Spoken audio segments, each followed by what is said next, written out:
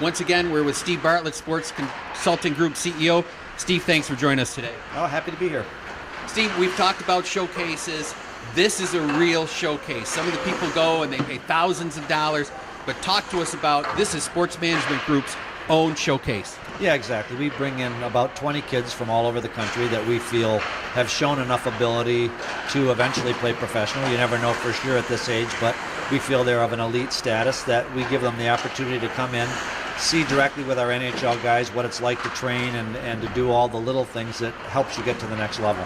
All right, Steve, you just said with our NHL guys, out of your own pocket, you bring in NHL players to play with them. Why?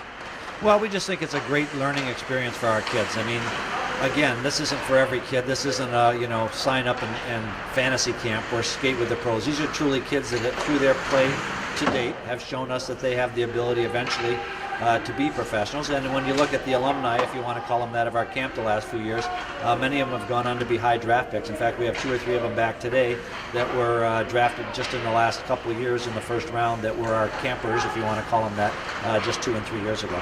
All right, Steve, you just said something very interesting. It's not a sign up and skate with the stars thing. How do you, because you have to have now being well known, the camp is well known, how do you delineate and how do you get down to this group?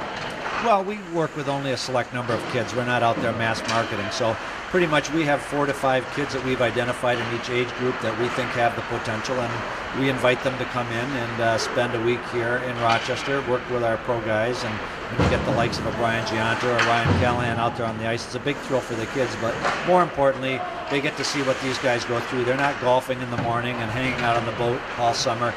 They put in time. Weeks when these kids aren't here, they're still going through this routine every day. Work out in the gym, on the track, and then on the ice. So, it's a professional job, and they put it the time in like professionals. What is the age group of the kids out here? The youngest, I think, is 16, so we're going like 16 to 18 normally, but we do have 4 kids here that are a little older that are going to the World Junior Camp next week in Lake Placid for the U.S. Select Team. So they're kind of using this as a tune-up. And again, the U.S. Select Team at Lake Placid, people need to understand, it's still a tryout. It's still he who plays best.